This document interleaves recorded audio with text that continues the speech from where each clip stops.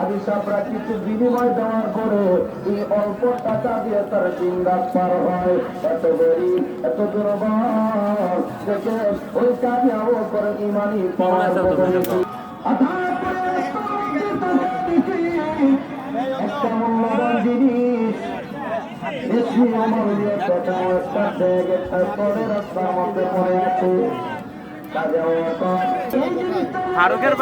ফারুকের বাপ করতেছে যে ওরা পিকনিক করতেছে, পিটুলের পিকনিক। দেরাক তো আজকে মারবো রে খবর আছে, ওই একলা একলা পিকনিক করবো, একলা একলা খাইয়া পেট টিপ করে নিয়ে আসবো।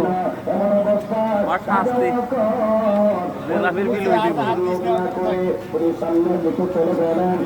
সামনে চলে যাওয়ার পরে মাথার মধ্যে আরেকটা টেনশন ঢুকে গেল, এই মূল্যবান জিনিস যদি আমি এখানে ফেলে দেন তাহলে হয়তো কোনো দোকানে ছেলেটা নিয়ে যাবে, আসল মালিকের হাতে পৌঁছায় দিবে না।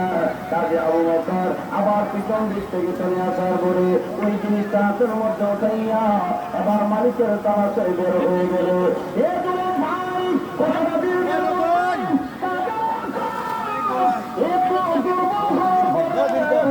এত দামি জিনিস হাতের মধ্যে নিয়ে এবার মালিক